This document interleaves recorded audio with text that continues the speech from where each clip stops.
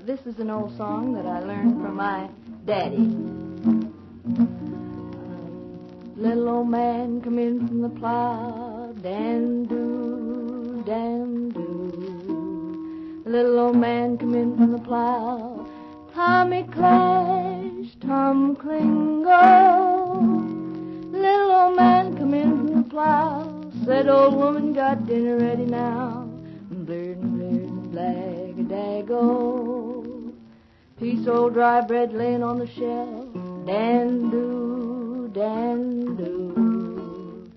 Piece old dry bread laying on the shelf, Tommy Clash, Tom Kringle. Piece old dry bread laying on the shelf, you want any dinner, you can cook it yourself. Blurred, blag-a-dag-o.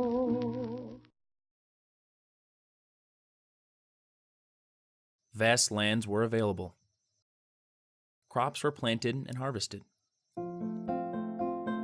The economy was strong as money poured into the hands of the producers.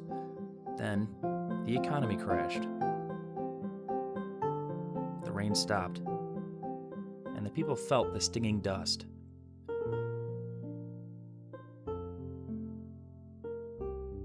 In the aftermath, thousands were left to struggle, lest we forget the warning from forgotten lives.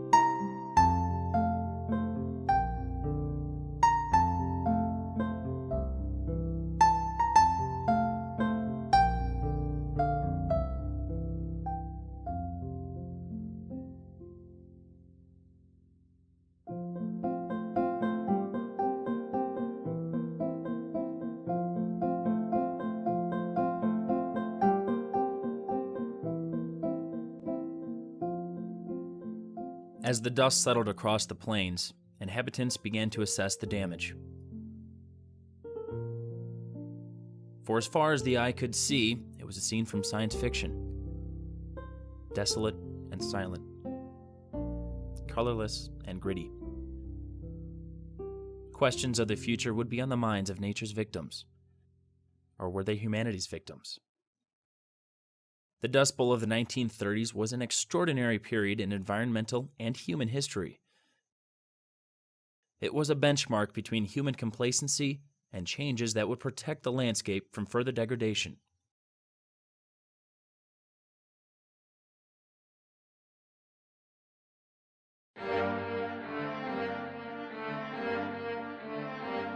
In May 1804, Thomas Jefferson sent Lewis and Clark to explore the foreign land west of the Mississippi River. Along the way, they recorded their observations of the land, vegetation, and wildlife. The purpose was to assess the recent purchase from France and determine the possibility of expansion. Along the way, the explorers were to keep record of what they experienced and observed. As Lewis and Clark headed west, they would see a decrease in the amount of forest cover and an increase in the amount of tallgrass prairie as they went from eastern Indiana into western Indiana. This tallgrass prairie really climaxed in central Illinois with grasses in height of 5 to as high as 10 feet. As Lewis and Clark headed west, though, the grassland height in general decreased. So in central Illinois, the grasses again 5 to 10 feet high. Once you got into eastern Nebraska, eastern Dakotas, grassland height was down to about 3 to as high as 5 feet. And then finally, once you got into the western high plains, you encountered the short grass prairie. And at that point, the grasses went down to maybe a foot to as high as maybe 3 or 4 feet in height.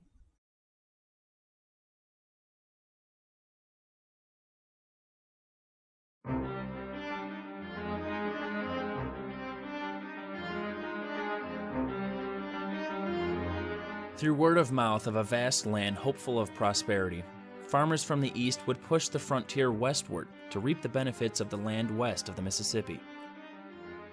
Once gold was found in the far west, opportunists began to make their own journey to increase their personal wealth. It was a chance to leave the horrors of debt and the drudgery of their lower class status. To encourage more settlement of the New West, Congress passed the Homestead Act of 1862. The act allowed individuals to obtain 160 acres of prairie for a small fee as long as they occupied and developed it for 5 years. This was an attractive offer that Eastern farmers and merchants could not refuse. After all, the population of the United States was increasing, and the government needed to set the foundation for commercial agriculture. When the Transcontinental Railroad line was completed in 1869, additional railroad lines began to crisscross the landscape to provide food and supplies to the west and return nature's shining economic security to the east. The result of the Homestead Act and the completion of the Transcontinental Railroad was the migration of millions into the plains. Towns dotted the landscape between the east and west. It was the promised land that would provide wonderful economic opportunities for many, unlike the conditions they left in the east. Farming in the east was difficult.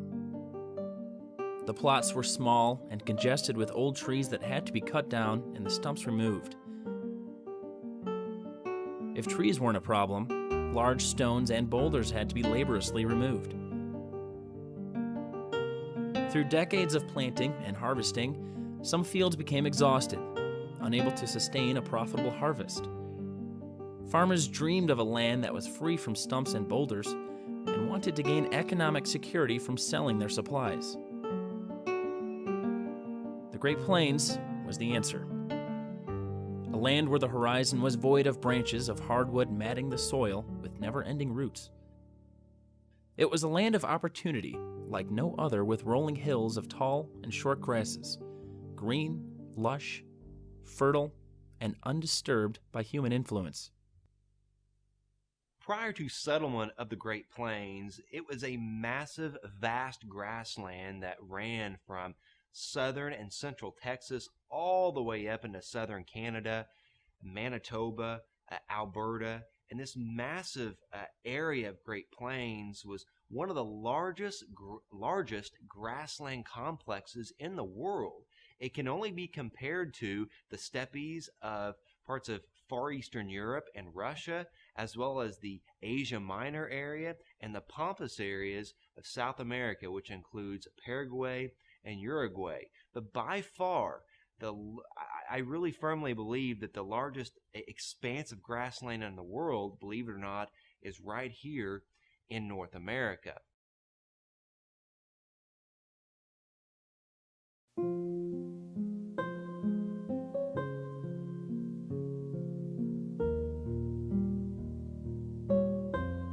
Virgin land would soon be violated.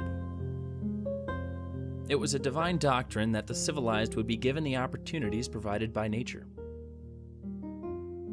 Year by year, the farmers who lived on soil whose returns were diminished by unrotated crops were offered the virgin soil of the frontier at nominal prices.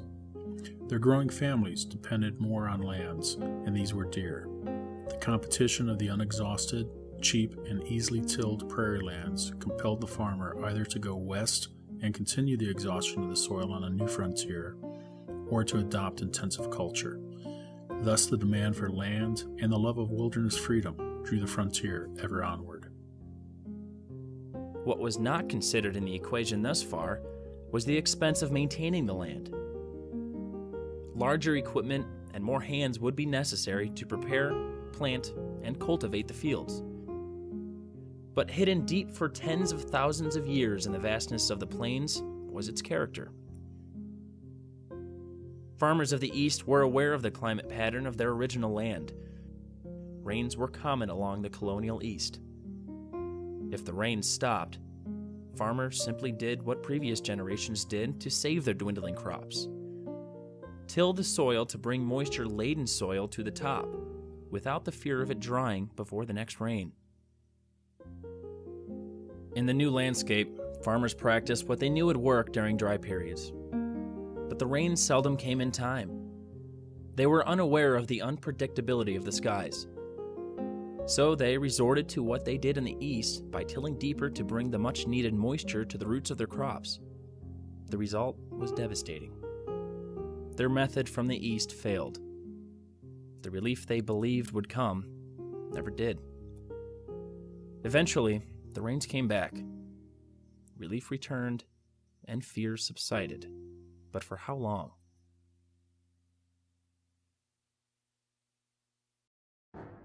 At the turn of the century, the economy prospered.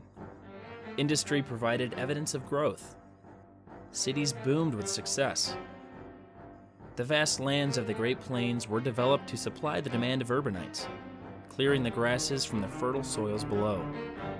The Great War further demanded wheat and other crops to support military campaigns of the British, the French, and eventually Americans battling the Germans on the Western Front. Because of the demand, crop prices were at their highest. Farmers finally reaped the benefits of the land. More land was needed to supply the elevated demand. Technology made it possible. Teams of horses turned into mechanized creatures tearing through the earth. More land than ever before could be converted into fields. The future was golden. But looming behind the happiness of the farmer's success was a disaster beyond human comprehension.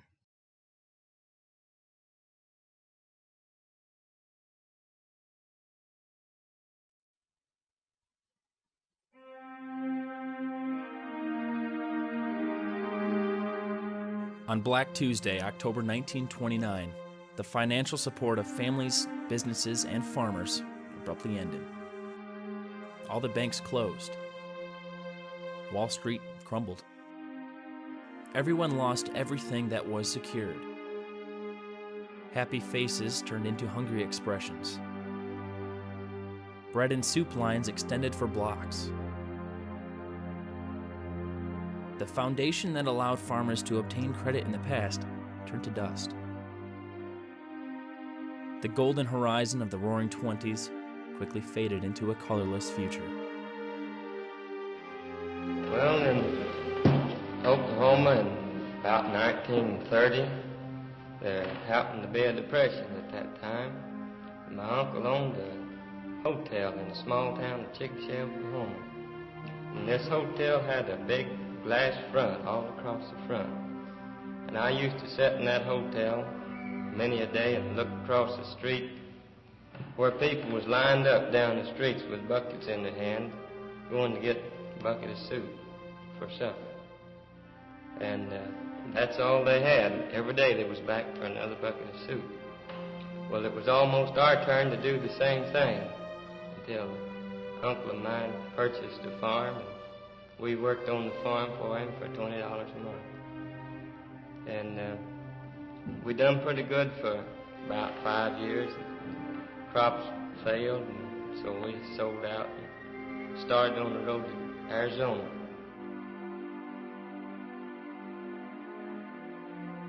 In the financial aftermath, the rains began to diminish across the plains between 1929 and 1931, doubling the hardship for all concerned.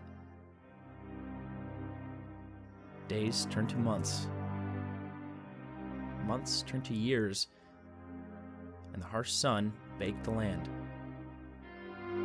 Farmers did their best to provide moisture for their wilting crops by tilling deeper. By the time they finished tilling a field, the sun had completely finished off the remaining moisture. Each time a machine turned the soil to increase moisture, the soil lost an important physical character. Good soil holds together as a clod. A clod has small holes and bubbles that allow water to collect and remain in the soil longer. As tractors and teams of horses drive across the soil, it becomes compacted. Unlike moist soil, dry soil crushes into a fine powder, unable to absorb moisture when it does rain. To compound problems, not only are the Great Plains known for the vast grasslands, receiving less than 20 inches of precipitation a year, and extremely high daytime temperatures, They are also well known for persistent gusty winds. Treeless fields made it easy for the winds to sweep across the landscape unrestricted, stirring up the powdered soil into threatening clouds of dust.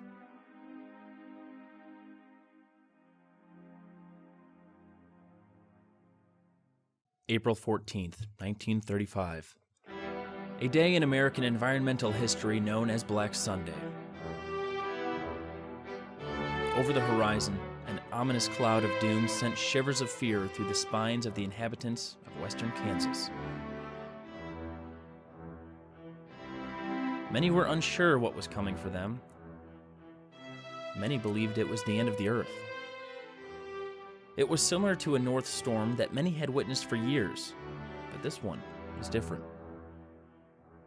In the north, and thought it was the blue norther coming. Such a huge black cloud, just looked like smoke out of a steam stack or something. I just come rolling over, and when we got near to the house, we was all afraid, and we ran into the storm house because we thought it was a storm.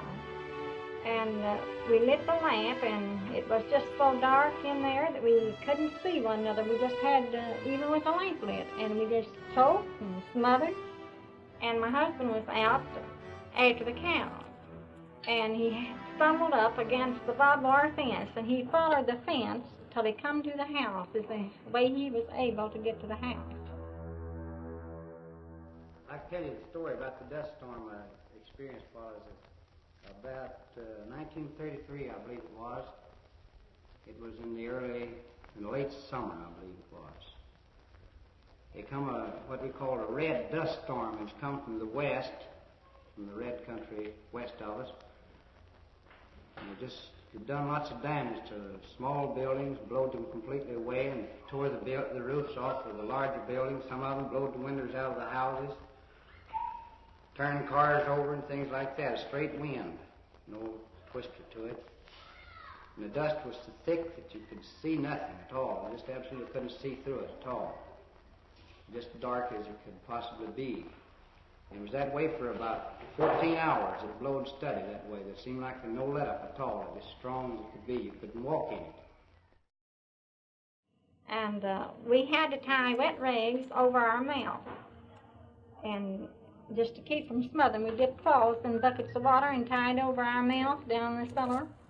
And that one lasted so fierce for about 2 hours. And then we took courage and seen it wasn't going to blow away, and we went in the house. And we wet blankets and hung over the windows. And then after the first one, of course, we were scared awfully bad. And the old-timers said they'd never seen nothing like that. It seemed so fine. When major drought hit the plains in the 30s, you already had the vegetation removed by cultivation.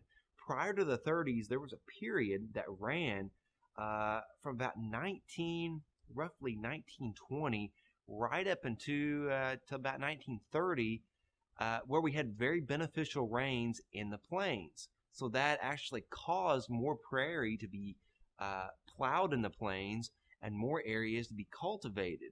The problem was that without any prairie grass cover, which was the natural vegetation, when drought did hit in the 30s, the soil blew everywhere, and that caused a massive, massive erosion on a scale that probably had never, ever been seen in the plains, or at least hadn't been seen in the plains since the major mega droughts, maybe the 1600s, or certainly during the very last, very warm, dry period during medieval times.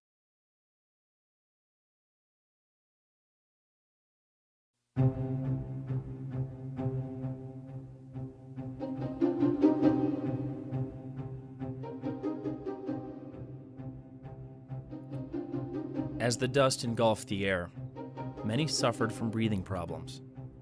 Livestock fell to the knees, choked from the harsh, gritty air. Inhaled dust became mud in moist lungs. Death soon followed.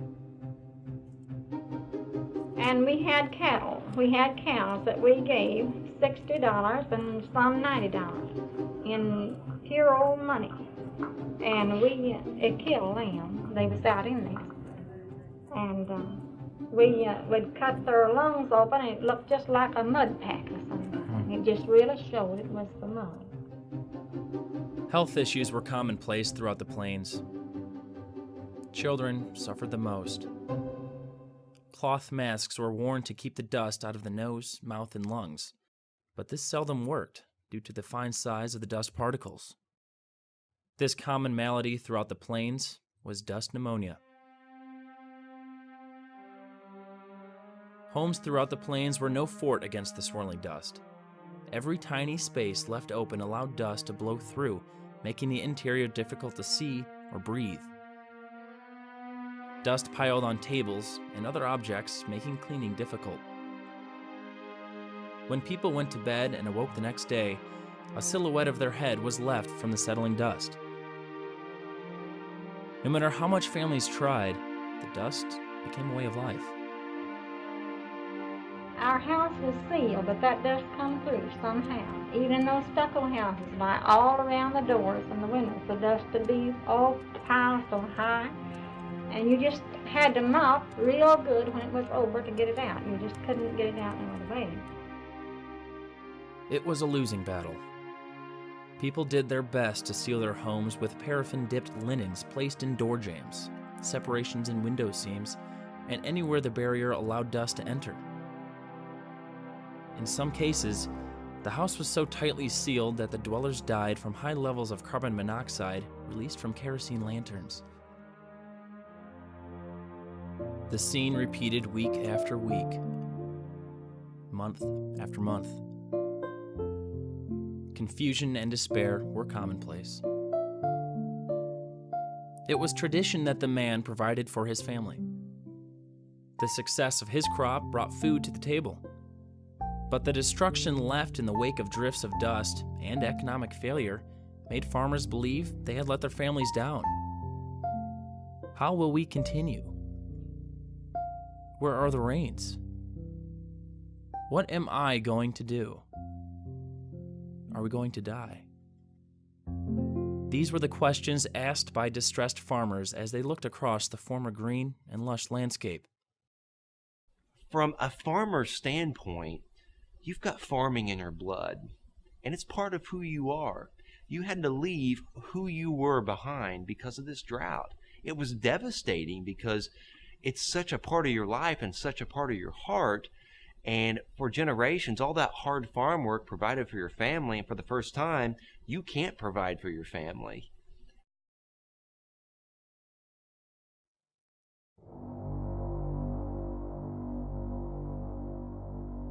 The storms increased in frequency between 1935 and 1938.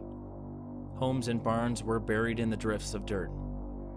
Once thriving fields of wheat and corn were now fields of death. Herds of cattle lay dead across the landscape.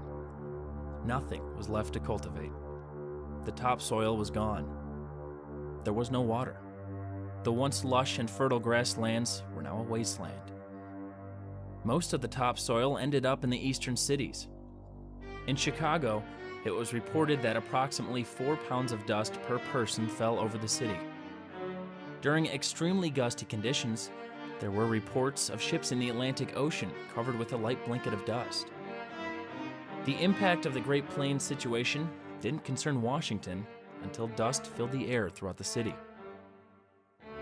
Washington's response was establishing a soil conservation service to reverse the damage already done. To educate future farmers of the causes of the Dust Bowl, the government produced the film The Plow That Broke the Plains. The film put the blame on the farmer who modified the land without restriction and regard for the fragile environment. The first fence. Progress came to the plain.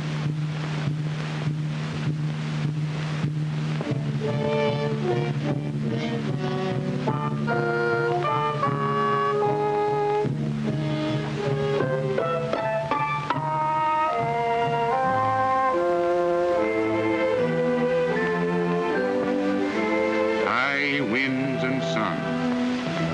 High winds and sun.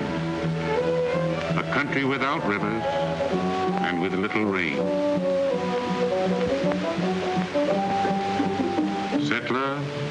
Plow at your peril.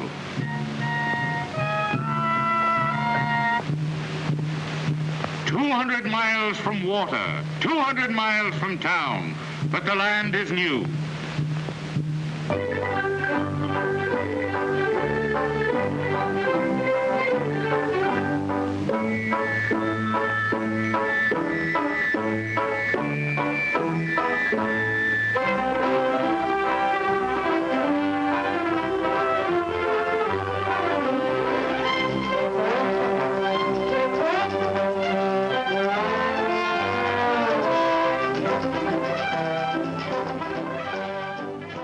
Throughout the Depression of the 1930s, Franklin D. Roosevelt calmed the citizens of the U.S. with his fireside chats. On September 6, 1936, the situation in the plains was the focus. My friends, I have been on a journey of husbandry. I went primarily to see at first hand conditions in the drought states, to see how effectively federal and local authorities are taking care of pressing problems of relief, and also how they are to work together to defend the people of this country against the effects of future droughts. I saw drought devastation in 9 states.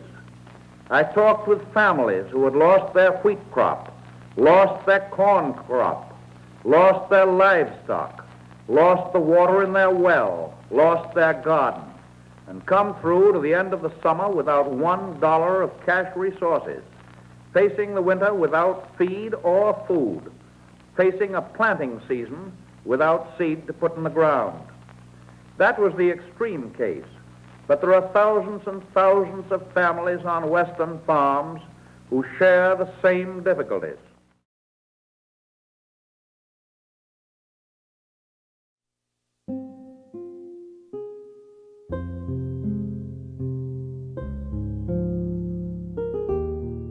Although hope seemed lost, there were some farmers and business owners who didn't want to leave because they were optimistic.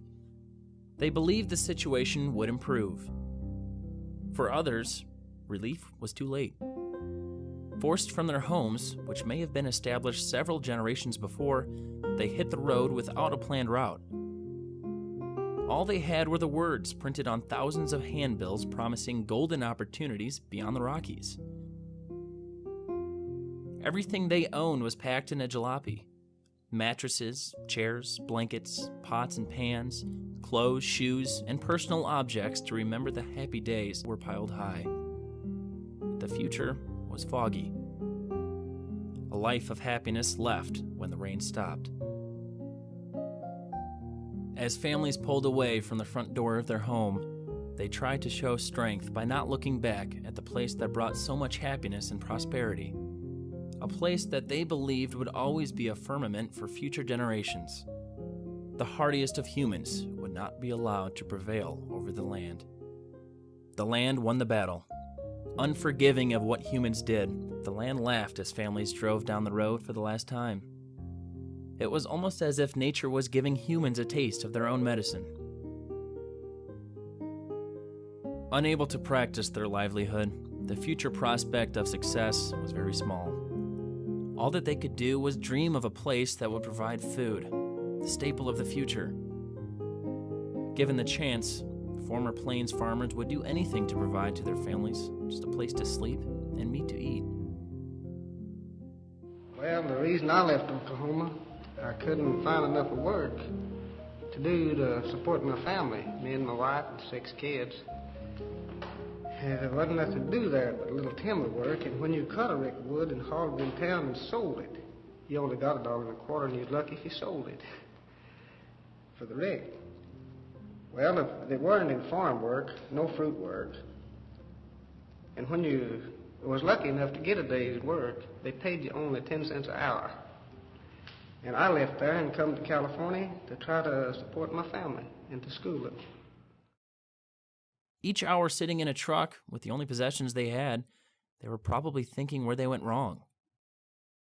Answers were less in number than the questions. Most of the questions concerned how to get through the day. Silent with distress, the only sounds adults heard were the laughter of children who were unaware of the future. I'm going down the road The future was too far in the distance. Each mile was more important than 100 miles. Unsure where the nightfall would stop them, food was the primary thought. Oh, they put me in a jailhouse on my knees. They put me in a jailhouse on my knees.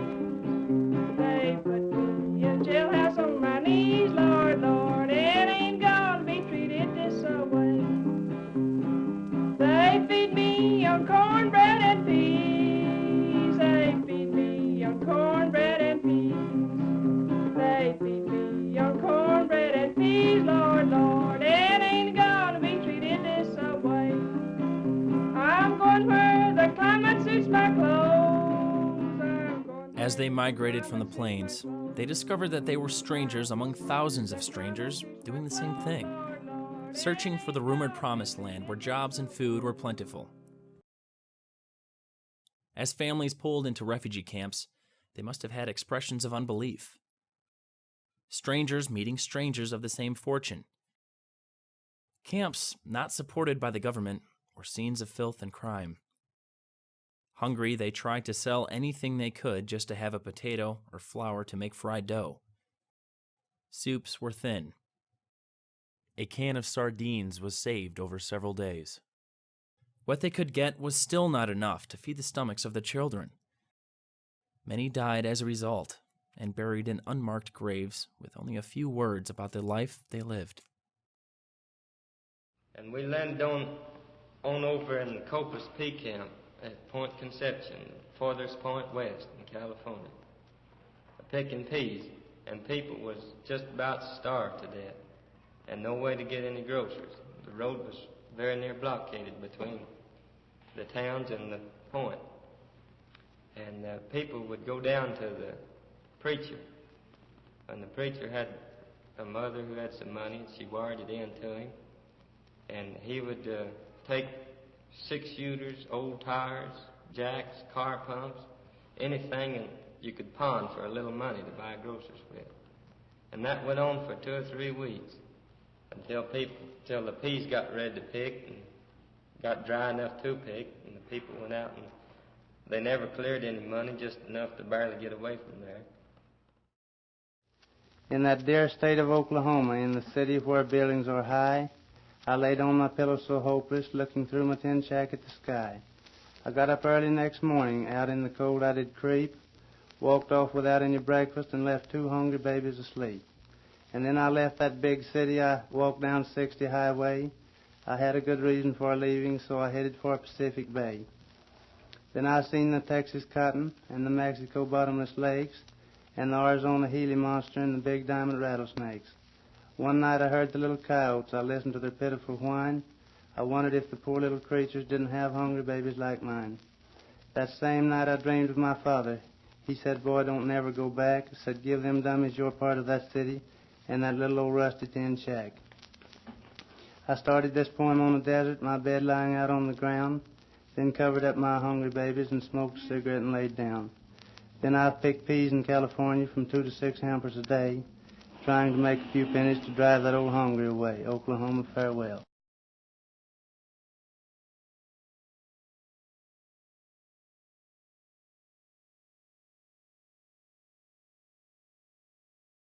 People lost hope as misfortunes accumulated. Emotions were numbered by the continuing despair. Nothing was positive. Possibilities that gave a hint of hope quickly dissolved with tears. Eventually, even tears would be difficult to appear. Migrating families most often found themselves on the road for many days searching for jobs. Leaflets promised jobs, giving people a bit of hope. But due to the lack of mass communication, people didn't realize the vast extent of the drought and its influence on so many. If a job was within reach, by the time the family traveled to go get it, it was taken by another struggling family. The crop was devastated by starving wildlife, or the company itself was corrupt. They felt betrayed. But they were survivors and got back onto the road to find other opportunities. A story of such a situation was recorded by Imogene Chapin as she and her family moved from camp to camp, only to arrive in California with 7 cents to her name. We left our home in Arkansas, 'twas in the month of June, to find a job away out west. Of course we'd find one soon. We headed for Missouri, the old show-me state, but jobs were scarce. They all told us, you're just a little late. Then on to Kansas we did go, the state that grows the wheat. In harvest we would work a while, we'd have good things to eat. Here's work for everyone, we thought. In fact, we almost knew it. They only shook their heads and said, the hoppers beat you to it. We would not let our spirits sink. We'd find work on the farm. I've heard it said most all my life, the third time is the charm.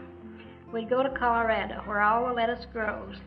We had to cross the Rockies. We almost froze our nose. We thought we'd stop and ask for work and find a place to stay. A sandstorm beat us to that job and blew it all away. They told us then of Utah, some work we'd surely find. The cherry trees were ripe with fruit, the people all were kind. So once again we headed, our flivver down the hill. There was no doubt we really knew our pocketbooks would fill. But like the other places, a freeze had just struck there.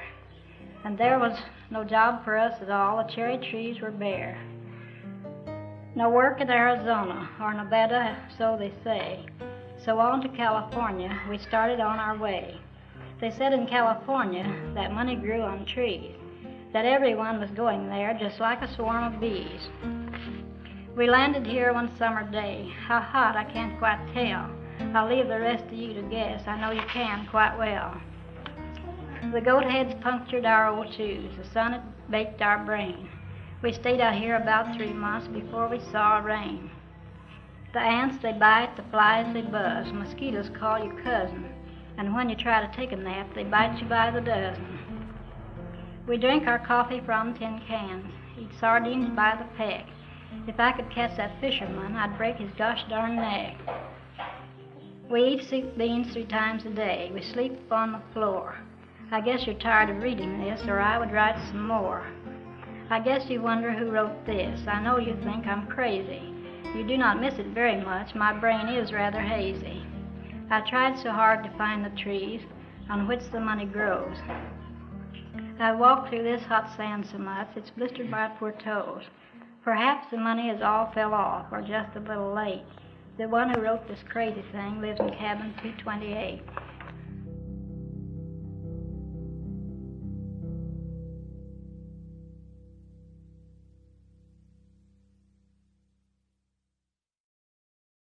Yes, what was it back in Oklahoma? What was the reason why that you left there and came to California? Well, I didn't have any home, no more than with a rabbit, just from one place to another, trying to find work or something that we could. Just other words, just a place to put your head. Yeah, just someplace where we could get just half enough to eat. Didn't expect, enough to eat or anything like that. How many you got in family, Mr. I have 4. 4 in family. Your wife and yourself and children, is that right? Wife and 2 little boys and You couldn't make a living for your family back in Oklahoma? No, sir. So you had to go someplace where there was work? That's right. Well, what brought you to California? What was the main thing of coming to California? Well, of course, I was like most others. I had folks here, relation, my wife and me. They would write, of course, to me that there was work and ways of getting something to eat more so than there was in Oklahoma City. Now, most of the reason that I'm here is on account of crop failures and different programs. You see, I had a family of about 7 children, and they were growing up. Well, the government come along, and told us we'd cotton reduction. I lived on a farm there 7 years. Well, I generally farm cotton, for my money crop, that is to buy clothes and stuff through the winter that we had to have, It's generally the only money crop, and practically the only crop that country would grow in there where I live. And that there was any cash money in. Well, the government, they come along and they cut off the cotton acreage. Well, there's some fault of mine that I didn't catch the hack of it. I told them the direct truth of how much cotton I was planting. Well, there's where I made my failure. I might have been in Oklahoma yet. We were out in Arizona on the painted desert ground. We had no place to call our home and work could not be found. Started to California, but our money it didn't last long. I want to be in Oklahoma, be back in my old home. Way out on the desert, where water is hard to find. It's 100 miles to timber, and the wind blows all the time. You will burn up in the daytime. It gets cold when the sun goes down. I want to be in Oklahoma, be back in my hometown. You people in Oklahoma, if you ever come west, have your pocket full of money and you better be well dressed. If you wind up on the desert, you're gonna wish that you were dead. You'll be longing for Oklahoma and your good old feather bed.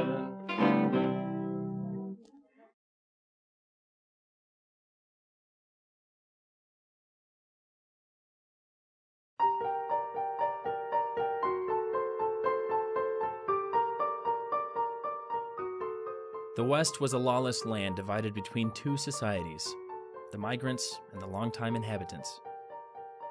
Residents of communities lashed out at the dusters for fear that they themselves would be out on the road without a job. Some peach, grape, and citrus companies had a corrupt system and were deep in discrimination. In San Bernardino County, around 1932, a lot of these Mexican-American citizens, they never got together, and it happened that they were being mistreated, just well, not mistreated, because sometimes it seems to be that we're at fault for, American people criticize us like that, because there's bad in every race, not only in ours. But it seems to be that we're just getting the worst part of it around here, especially now that this strike came on. They think that we just don't want to work, but we just want to have some decent, feeling and everything. I left Beard one beautiful night. The stars in the heavens were shining bright. I was riding the bumpers which suited me fine, much better than the handouts on the TMP line. I landed in Welford about 3 p.m. The cops watched me and I watched him. I made him no effort, I give him no sign that I had been bumming on the TMP line. I decided to dress up in style, not look like a bummer, no, not by a mile. Rear back on my budget, give each man a dime, and that would be bumming on the TMP line. And then and most of these people won't move until they know something definite about the strike, because they want to stick together until the end. They want to stick together until see what happens, because they know if the growers beat us, we'll be in the same peon state for about 10 more years that we have been all the time. In those ranches, it got to be that if we talked back or even sang in the orchards or talked, with somebody else picking around there, people would come up to us and tell us, you better shut up, you're not supposed to sing, or you're not supposed to whistle, you're not supposed to do anything, like peons. It isn't for my part, it isn't a question so much of wages, but of the reaction, the way the bosses treated the people. That's most of it. There were divisions within the families as well. Fathers disappeared, unable to cope with the lack of supporting their families. Mothers were left with the burden of finding a job to feed their children. When I got to planting cotton, 16 acres was my allotted share. Well, me with a large family that planted cotton, just for what we could gather and handle ourselves, well, that made another condition. One of the oldest boy says, there's no use for me staying here. We can't make a living here. One of the girls says, there's no use to me staying at home because there's just so much cotton and that's all the work there is to do. Why, we'll hunt us a job. Well, they'd taken off for jobs, and they'd work around different places, you know, railroad. The girl, she got a job in on a farm, keeping house for a while, then she went to Muskogee and worked for a family, I think about 2 years for one family. Now she's been with it. Well, they moved to Tulsa, and then she's been with them constantly ever since. But then what it did was it tore up the family.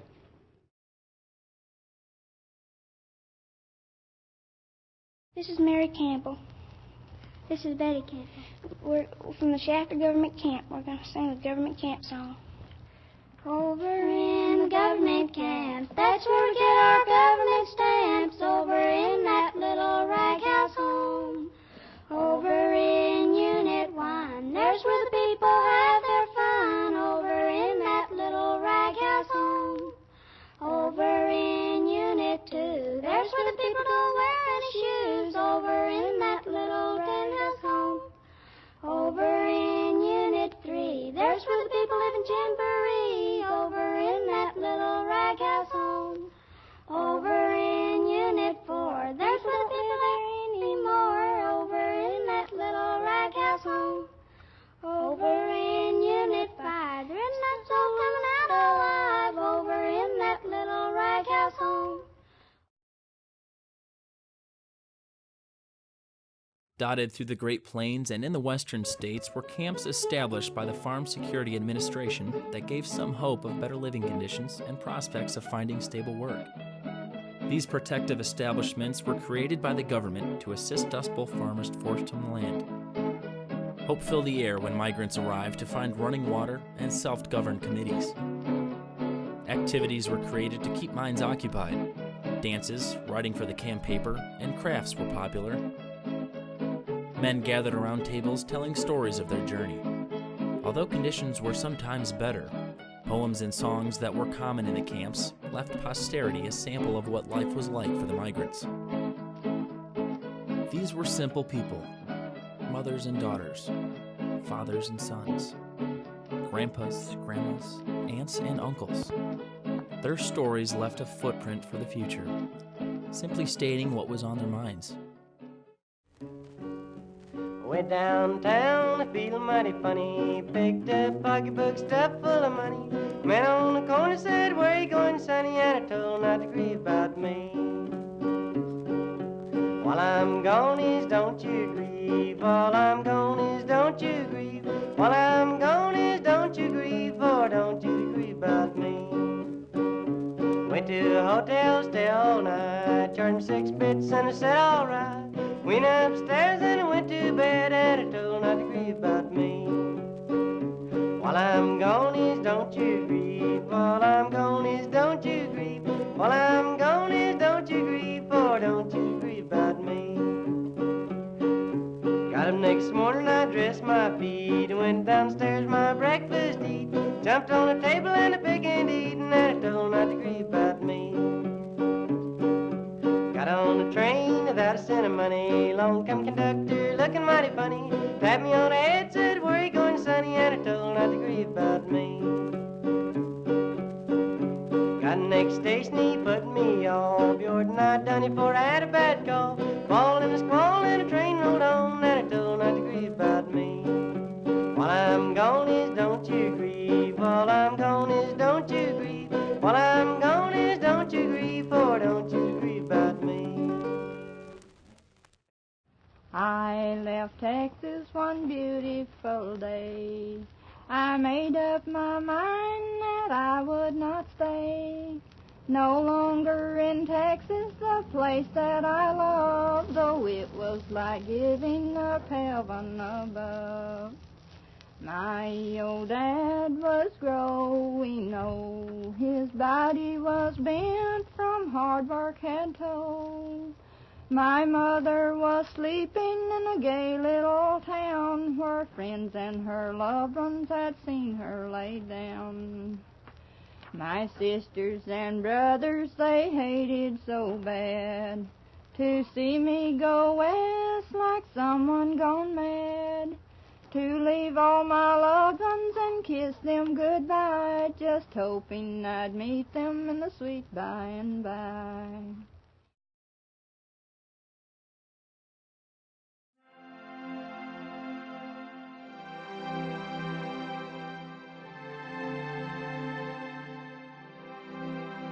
In 1939, the rains returned, ending the greatest drought in North American history. Out of the chaos of the last decade, only a handful survived the Dust Bowl. Those were the people who survived the ridicule, the hard times, the starvation, the stress of finding a job, wondering when the next meal would come, trying to find a way to support their family in a time when it seemed no one cared. The Dust Bowl is not the story of any one individual, but the story of the masses. The forgotten thousands were the storytellers for the future. Would the lessons they left in the fields of dust be forgotten? All citizens of the United States suffered, not just the farmers. Merchants, teachers, industrialists all relied on the state of agriculture. It was the foundation of the nation. Once it fell, everything fell with it. What made this event so significant was twofold: humanity's desire for wealth amplified by nature's natural fluctuation. Today, the planet is faced with soil degradation and dwindling water resources. Exhausted soils in Haiti have forced mothers to make food for their children from dirt and fat to fight off hunger. Ethiopia, Sudan, and nations in the Sahel continue to face famine caused by persistent drought conditions. Spain has recently seen the effects of global climate change with continued water shortages. And finally, the United States. Overgrazing and dwindling water resources from the Colorado River and underground aquifers are becoming a major concern of water management and soil conservation agencies. The Dust Bowl was not an isolated situation in the past, but a situation that is reappearing again that all inhabitants of our planet should act upon today. In the final analysis, thousands provided future generations with the answer to success and prosperity. Understand the limits posed by the natural environment. Never take nature for granted, for it's as fragile as the most delicate flower. Each disaster we witness in the future will be a reflection of what our ancestors experienced. What we do today will influence what happens decades from now. Understanding the past is the key to the future. Remaining complacent brings only destruction for future inhabitants of our planet. It's just human nature. When things are going okay, everyone grows complacent. When the rains are there, people get comfortable. But when the drought returns, we realize we are vulnerable to nature's wrath. The young lives that experienced the devastation have willed us this important lesson. Our obligation to them is to remember the faces of the children and to take account of what is important to each of us. Their memory lives in our children of the future, a memory never to be forgotten. There's an old and faded picture on the wall that has been hanging there for many a year. It's a picture of my mother, and I know there is no other that can take the place of mother on the wall. On the wall, on the wall, on the wall. How I love the dear old picture on the wall. Time is swiftly passing by, and I'll bow my head and cry, for I know I'll meet my mother after all. Now we children all have scattered and are gone, and I have a little family of my own, and I know I love them well, more than any tongue can tell, and I love the dear old picture on the wall. On the wall, on the wall, on the wall, on the wall. How I love the dear old picture on the wall. Time is swiftly passing by, and I'll bow my head and cry, for I know I'll meet my mother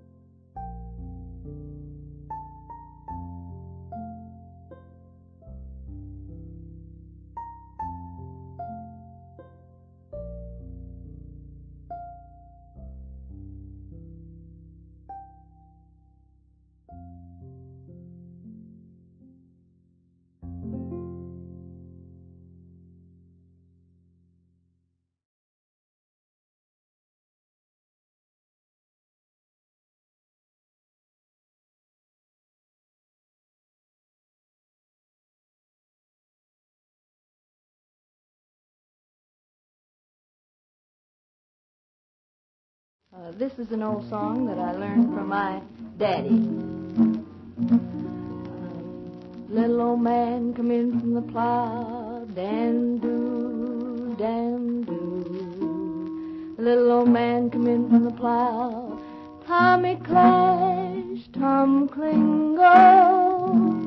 Little old man come in from the plow, said old woman got dinner ready now. Bleared and bleared and blag-a-dago. Piece old dry bread laying on the shelf, dan-do, dan-do. Piece old dry bread laying on the shelf, Tommy clash, Tom Klingo. Piece old dry bread laying on the shelf, you want any dinner you can cook it yourself. Bleared and bleared and blag-a-dago. Vast lands were available. Crops were planted and harvested. The economy was strong as money poured into the hands of the producers. Then, the economy crashed. The rain stopped, and the people felt the stinging dust.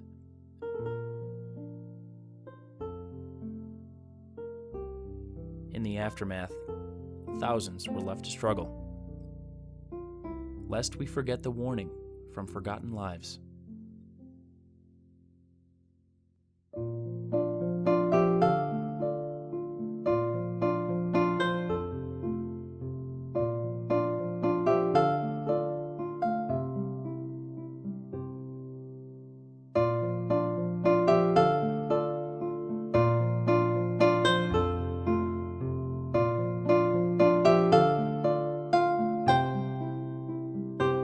Returns were diminished by unrotated crops, were offered the virgin soil of the frontier at nominal prices. Their growing families depended more on lands, and these were dear. The competition of the unexhausted, cheap, and easily tilled prairie lands compelled the farmer either to go west and continue the exhaustion of the soil on a new frontier, or to adopt intensive culture. Thus the demand for land and the love of wilderness freedom drew the frontier ever onward. What was not considered in the equation thus far was the expense of maintaining the land. Larger equipment and more hands would be necessary to prepare, plant, and cultivate the fields. But hidden deep for tens of thousands of years in the vastness of the plains was its character. Farmers of the East were aware of the climate pattern of their original land. Rains were common along the colonial East. If the rains stopped, farmers simply did what previous generations did to save their dwindling crops. Till the soil to bring moisture-laden soil to the top, without the fear of it drying before the next rain. In the new landscape, farmers practiced what they knew would work during dry periods. But the rain seldom came in time. They were unaware of the unpredictability of the skies. So they resorted to what they did in the East by tilling deeper to bring the much-needed moisture to the roots of their crops. The result was devastating. Their method from the East failed. The relief they believed would come never did. Eventually, the rains came back. Relief returned, and fear subsided. But for how long?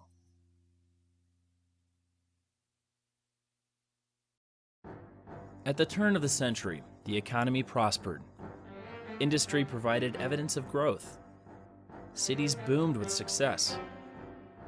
The vast lands of the Great Plains were developed to supply the demand of urbanites, clearing the grasses from the fertile soils below.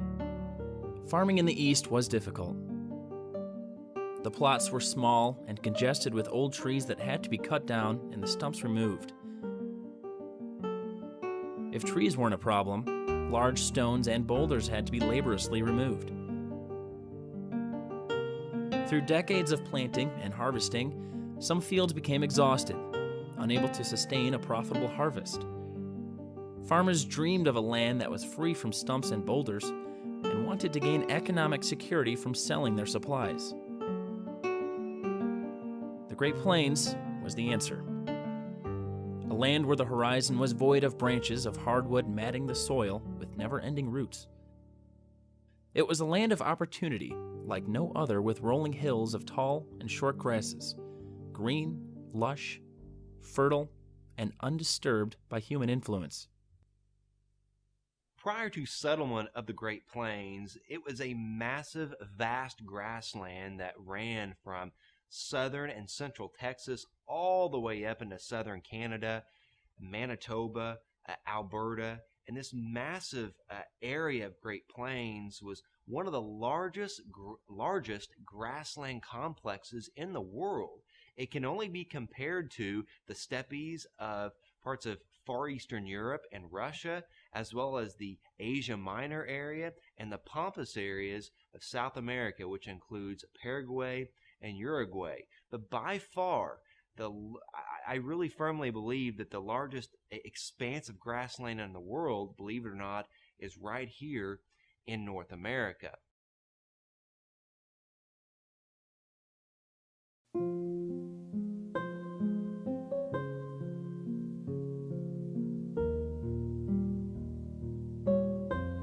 Virgin land would soon be violated. It was a divine doctrine that the civilized would be given the opportunities provided by nature. Year by year, the farmers who lived on soil whose mineral decrease. So in central Illinois, the grass is again 5 to 10 feet high. Once you got into eastern Nebraska, eastern Dakotas, grassland height was down to about 3 to as high as 5 feet. And then finally, once you got into the western high plains, you encountered the short grass prairie. And at that point, the grasses went down to maybe a foot to as high as maybe 3 or 4 feet in height.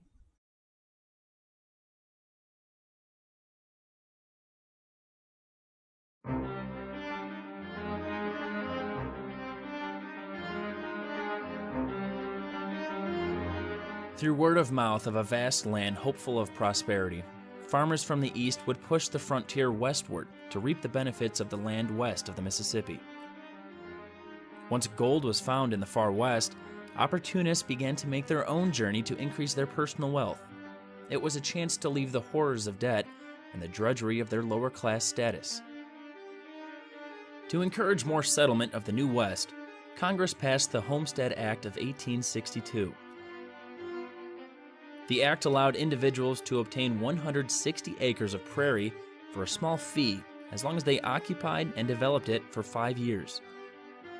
This was an attractive offer that Eastern farmers and merchants could not refuse. After all, the population of the United States was increasing, and the government needed to set the foundation for commercial agriculture. When the Transcontinental Railroad line was completed in 1869, additional railroad lines began to crisscross the landscape to provide food and supplies to the west and return nature's shining economic security to the east.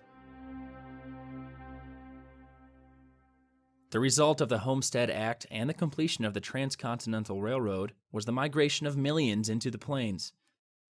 Towns dotted the landscape between the east and west. It was the promised land that would provide wonderful economic opportunities for many, unlike the conditions they left in the east.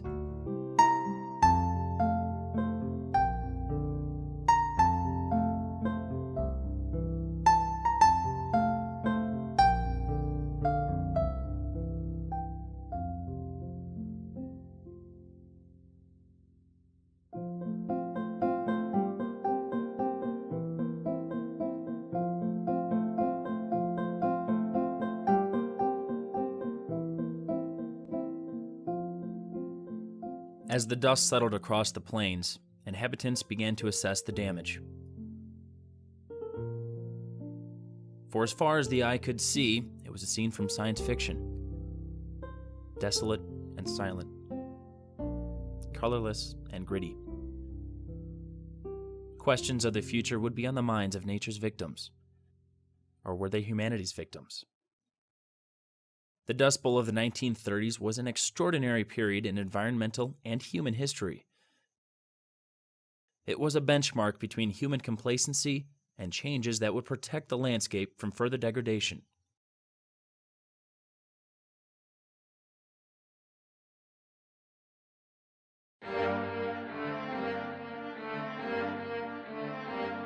In May 1804, Thomas Jefferson sent Lewis and Clark to explore the foreign land west of the Mississippi River.